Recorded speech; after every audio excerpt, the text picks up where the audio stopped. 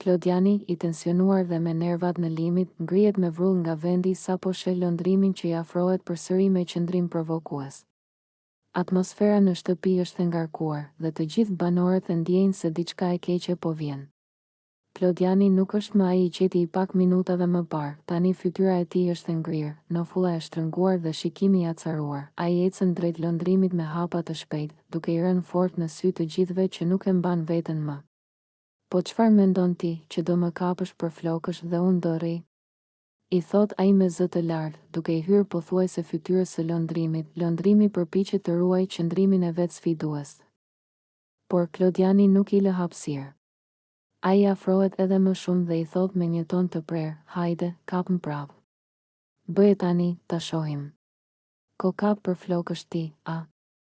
Zëri i tij kumbon në dhomë, i mbushur me nervë dhe zhgënjim.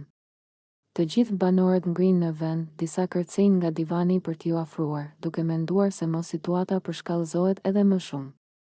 Disa të tjerë i mbajnë duart në kokë, të habitur nga mënyra si Klodiani shpërtheu. Lëndrimi i ngret duart në ajër sikur po mundohet të justifikohet, por kjo vetëm sa e ndez më shumë Klodianin. Mos bëj si i pafajshëm. Ti e fillove. Më ke provokuar gjithë ditën. Ti ishe ai që mu hodhe me duar. Mos e shtyje fatin. Se nuk jam njeri që luan me këto gjëra. Tensioni rritet dhe të dy u afrohen njëri tjetrit aq shumë sa duken sikur çdo sekond mund të ndodhë një shpërthim tjetër. Banorët futen mes tyre, duke i tërhequr, duke i shtyrë mbrapa, ndërsa zërat e tyre mbushin gjithë hapësirën. Klodian, mjaft. I thërret një banor, lëndrim, mos provoko. Bërtet një tjetër, por Klodiani nuk e ultonin.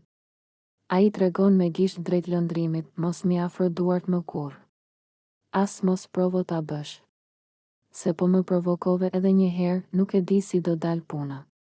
Lëndrimi mbetet në heshtje, ndërsa Klodiani merr frymërën nga nervat. Shtëpia mbetet e ngrirë.